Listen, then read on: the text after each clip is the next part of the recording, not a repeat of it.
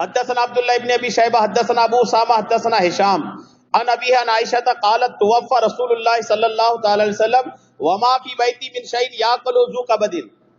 اور آپ انتقال کرتے ہیں نا، بینک بیلنس بھی رہتا ہے تو پھر کیا کیا نہیں رہتا نا.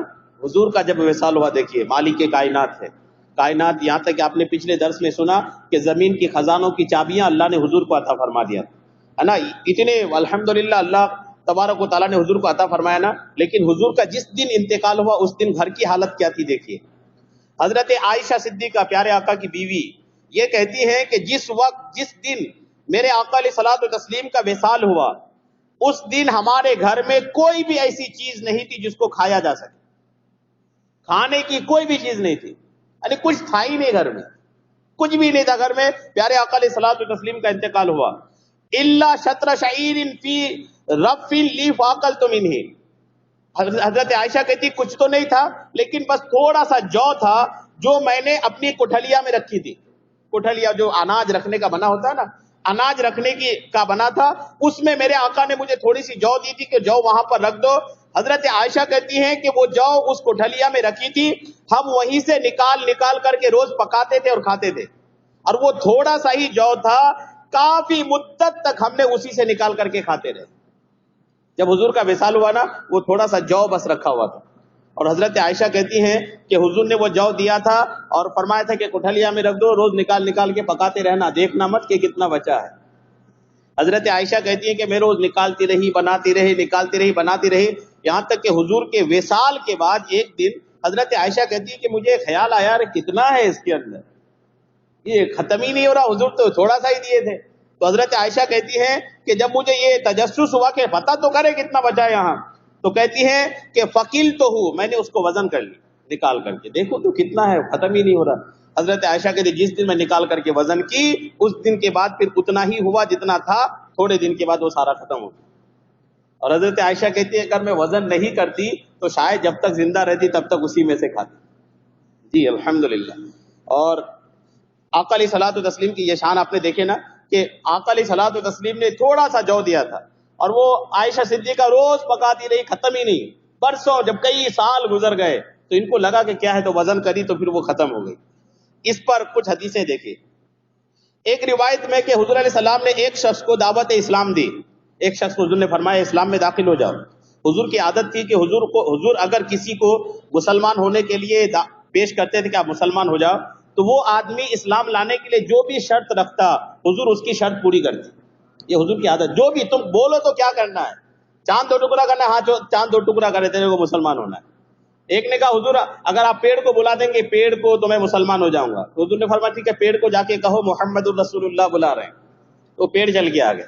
ایک نے کہا حضور آپ اگر چاند کو دو ٹکڑے کر دیں گے تو میں مسلمان ہو جاؤں. بولے ٹھیک ہے چاند کو بھی دو ٹکڑے کریں. ایک نے کہا حضور کنکر کو کلمہ پڑھوا دیجئے تو میں کلمہ پڑھ لوں گا، تو ٹھیک ہے کنکر بھی کلمہ پڑھ.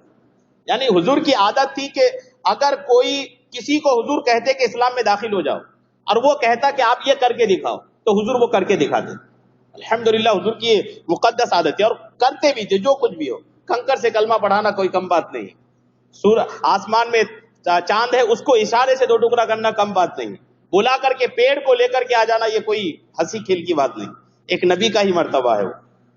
تو اسی طرح ایک آدمی کو حضور نے اسلام کی دعوت دی تو اس نے کہا میں اس وقت تک اسلام قبول نہیں کروں گا جب تک آپ میری انتقال شدہ بچی کو زندہ نہ کر دیں.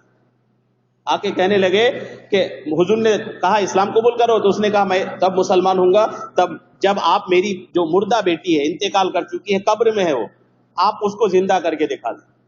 تو حضور علیہ السلام نے کیا فرمایا کہ اپنی بچی کی قبر دکھاؤ.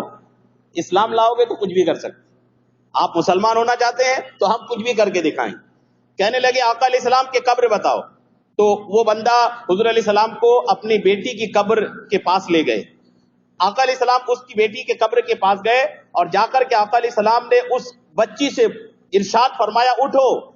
تو اس بچی نے کیا بولتے ہوئے اٹھی دیکھیے لبیک و سعدیک یا رسول اللہ. قبر سے آواز آتی ہے لبیک و سعدیک یا رسول اللہ، یا رسول اللہ میں حاضر ہوں، میری سعادت کہ آپ نے مجھے پکارا. یہ بچی پکار ایسے یوں بولتے ہوئے قبر سے باہر نکل آئی. جب وہ بچی زندہ ہو کر کے باہر آ گئی تو اب حضور نے اس بچی سے پوچھا کیا تم دنیا میں واپس آنا چاہتی ہے؟ سوال دیکھیں یعنی حضور کو اللہ نے اتنا بھی اختیار دیا تھا کہ صرف زندہ ہی نہیں، زندہ کر کے واپس دنیا میں آ جاؤ تم. غور کیجئے، اس بچی کی عمر پوری ہو گئی ہوگی تبھی تو اس کا انتقال ہوا تھا نا. عمر پوری ہو چکی تبھی انتقال، عمر سے پہلے کسی کا انتقال نہیں ہوتا. اس کی عمر پوری ہو گئی، اس کا انتقال ہو گیا. آقا علیہ السلام ایک تو زندہ کیے، ایک تو معجزہ یہ، ایک کمال تو یہ کہ حضور نے زندہ کر دیا. دوسرا کمال یہ کہ حضور ان سے پوچھ رہے ہیں کیا تم واپس دنیا میں آنا چاہتی ہو؟ مطلب یہ کہ حضور کو اللہ نے اتنی بھی طاقت دے رکھا تھا کہ اگرچہ ان کی عمر ختم بھی ہو گئی، اس کے بعد حضور اللہ کی عطا سے، اللہ کی دی ہوئی طاقت سے اس بچی کو اپنی طرف سے عمر عطا فرمانے، اللہ کی دی ہوئی طاقت سے.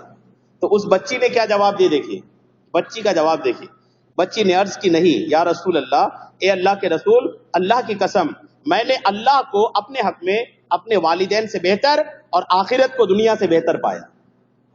بچی کا جواب دیکھیں، بچی کہتی ہے کہ میں اپنے والدین سے بہتر اپنے رب کو پایا، میرا رب اچھا ہے میرے والدین سے، اور اس آخرت میں جو میں رہ رہی ہوں نا، یہ آخرت میرے لیے دنیا سے بہت اچھی ہے.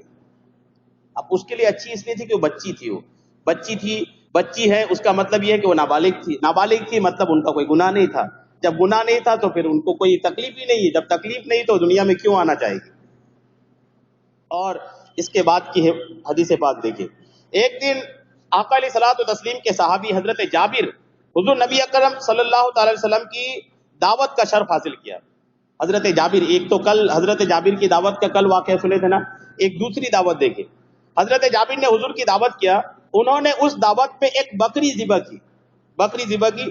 جب تمام صحابہ کرام کھانا تناول کر چکے، کھانا کھا چکے سب، تو آخر میں رحمت عالم صلی اللہ تعالی علیہ وسلم نے ذبح ہونے والی بکری کی ہڈیاں اکٹھی کی اور ان پر کچھ پڑھا تو وہ بکری زندہ ہو کر کے اٹھ کھڑی ہوئی.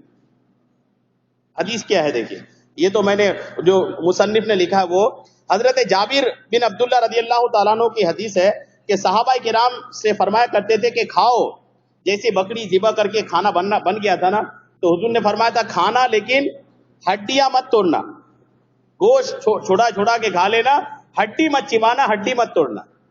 یہاں ایک مسئلہ یاد رکھیے گا، ہمارے یہاں عقیقے کے پروگرام میں بعض لوگ ایسا سمجھتے ہیں کہ عقیقے کے جانور کا جو گوشت ہے اس کی ہڈی نہیں توڑنی چاہیے، صرف گوشت کھانا چاہیے.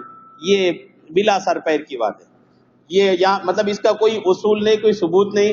بلا وجہ لوگ مانتے ہیں کہ عقیقے کے جانور کا جو گوشت ہے نا اس کی ہڈی نہیں توڑنا چاہیے. اس کی ہڈی توڑیں گے جو بچی کو تکلیف ہوگی، جس بچے کا عقیقہ ہے. وہ ہڈی سے بچے کو کیا تعلق ہے؟ عقیقے کا جانور ذبح ہو چکا، اب ہڈی توڑے چاہے گوشت کھائے. اور کچھ لوگ یوں بھی سمجھتے ہیں کہ عقیقے کا گوشت ماں باپ نہیں کھا سکتے، بچے کا عقیقہ ہے تو ماں باپ یا دادا دادی ان کا گوشت نہیں کھا سکتے ہیں. یہ بھی بلا سر پیر کی بات ہے. ماں باپ ہی نہیں کھائیں گے، زمانے بھر کو کھلائیں گے، عجیب سا معاملہ. بہرحال ماں باپ بھی کھا سکتے ہیں اور ہڈیاں بھی توڑ سکتے ہیں. یہاں حضور علیہ السلام نے فرمایا تھا، تو حضور کے پہلے ہی سے ارادہ بن چکا تھا کہ جانور کو زندہ کرنا ہے. حضور پہلے ہی ایک ارادہ بنا چکے تھے. فرمایا کہ گوشت کھا لینا، ہڈیاں مت توڑنا. جب سب کھا چکے، بعد میں ہڈیوں کو بڑے برتن میں حضور نے جمع کیا. حضور نے ان پر مبارک ہاتھ رکھا اور کچھ پڑھا. صحابی کہتے ہیں کہ حضور نے کیا پڑھا میں اس کو سن نہیں سکا، دھیرے دھیرے پڑھے میرے آقا علیہ السلام. پھر اچانک بکری کان جھاڑتی اٹھ کھڑی ہوئی. کان جھاڑتی ہوئی اٹھ کھڑی ہوئی، جیسے بکری سو کے اٹھتی ہے نا تو کان جھاڑتی ہوئی اٹھتی ہے، تو وہ کان جھاڑتی ہوئی اٹھ گئی. اب آقا علیہ السلام نے فرمایا جابر اپنی بکری لو، گھر جاؤ، اپنی بکری لو اور گھر جاؤ. اب وہ حضرت جابر وہ بکری لے کر گھر آیا. تو حضرت جابر کہتے ہیں جب میں بکری لے کے گھر پہنچا تو میری بیوی نے حیرانی سے پوچھا یہ کیا ہے؟ اس کو تم نے کاٹے، میں نے اس کو پکائی، پھر اس بکری کو تم کہاں سے لے کر کے آ گئے؟ تو حضرت جابر کہتے ہیں میں نے اپنی بیوی سے کہا یہ وہی بکری ہے جو ہم نے ذبح کی تھی. آقا علیہ السلام نے دعا فرمائی تو اللہ تعالیٰ نے اسے دوبارہ زندہ کر دیا ہے نا. یہ تو آپ نے سنا نا. آج کل کے لوگ اگر ایک تعداد ہے جو اس طرح کی سنے نا تو شاید وہ کچھ بھی بولے کہ یار یہ کیسے ہو سکتا ہے. وہ بھی ایک بیوی تھی، ان نے سنی تو کیا بولی دیکھیے. وہ سنی تو کہنے لگی میں گواہی دیتی ہوں کہ محمد اللہ کے رسول. ایسی عقل ہونی چاہیے. آپ نبی کا کوئی مقام سنیں تو اپنی عقل پہ نہ تولیں کہ یار یہ کیسے ہو سکتا ہے، یہ کیسے ہو سکتا ہے، یہ محمد الرسول اللہ ہے. وہاں کچھ بھی